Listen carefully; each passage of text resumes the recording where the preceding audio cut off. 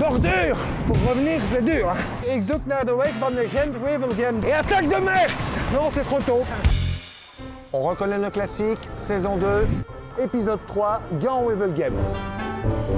Enfin, Gand, c'est plutôt Ypres-Wevelgem, hein. C'est un peu comme Paris-Dakar, hein, puisque le départ a lieu ici devant la halle aux chats sur la grande place de Ypres depuis 2020. Ah, vous avez vu les maillots? Moi, je me suis fait plaisir en parlant de maillot. Je me suis acheté le maillot du vainqueur de Gand-Wevelgem 1967. Alors, en 67, quand il gagne Gand-Wevelgem, c'est comme ça. Et quelques mois après, à Ireland, il est champion du monde. C'est l'époque Eddy Merckx, évidemment. Gand-Wevelgem, la première édition pro, c'était... Oh, un magasin de vélo. La première édition pro, eh bien, c'était en 1945. Et en fait, il y a eu deux vainqueurs. Je vous explique. Bon, je ne vais pas vous parler de la porte de Menin parce qu'elle est en réfection, juste qu'il y a 54 896 noms de soldats britanniques ou du Commonwealth qui sont gravés. Bon, en 1945, c'est la première fois que Gand-Wevelgem a lieu en course professionnelle. On sort de la guerre et c'est un certain Maurice Van Herzel. Maurice Van Herzel, c'est exact, qui s'impose. Regardez la photo. Elle paraît quelques jours après dans le journal et là, Maurice, il perd la victoire parce que c'est Robert Van Enam. Robert Van Enam, oui, c'est juste. Qui va être déclaré vainqueur suite à la photo parue dans le journal. On est vraiment dans une autre époque. Hein. Et ce Robert, il avait déjà gagné deux fois. En 36 et 37, si mes souvenirs sont bons. 36-37, excellente mémoire à court terme. 3 victoires donc, c'est sa troisième victoire pour Robert. 3 victoires comme Eddy. 3 victoires comme Merckx, Cipollini, Bonnen et Sagan. Sagan en puissance, Peter Sagan va venir remporter 1 Sagan, 2 Viviani, 3 démarre, 4 Laporte. De Moeren. Alors, ils viennent d'où les coureurs? Ik zoek naar de weg van de Gent-Wevelgem. Om Kruiswijn is links naar Hout en rechts naar Adingerken. Oké, super. Dankjewel. Dag. Goed, jo. Is het van Hinter naar Hinter? Of... Vous parlez français? Oui, vous parlez français? Ah, génial. Mon ami, il habite ici, donc lui, il connaît tout. Ah bah ok. Donnez-moi 2 minutes. Oui, oui. En attendant, venez voir ça sur les canaux, les Moeren. C'est grâce à eux que les Alliés ont gagné contre les Allemands. Ils étaient 1 contre 6 pourtant.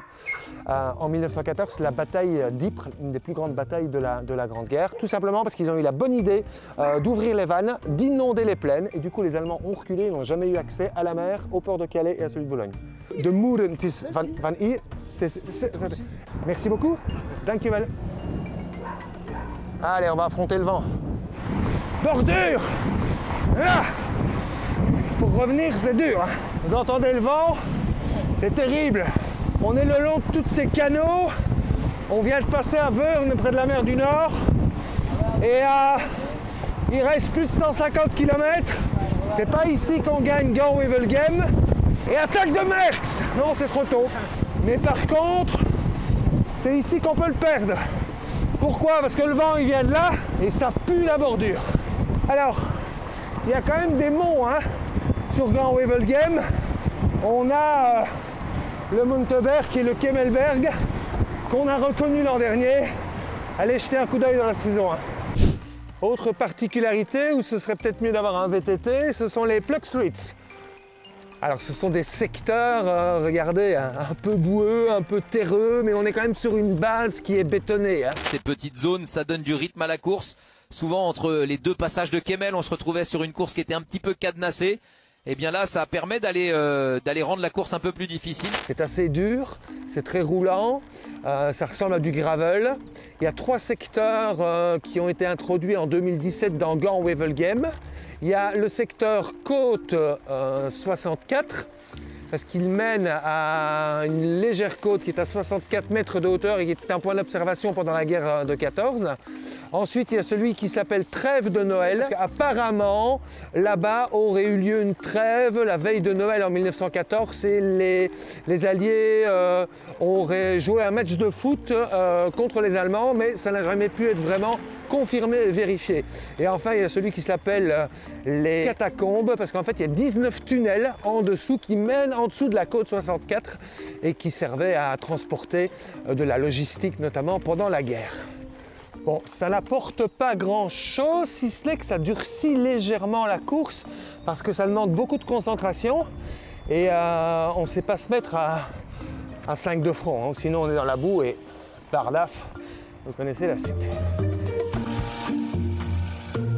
Alors Ploegsteert, ça veut dire en très vieux flamand picard, un truc comme queue de charrue. C'est ici, dans cette petite commune, qu'est né et enterré Frank van den Broek.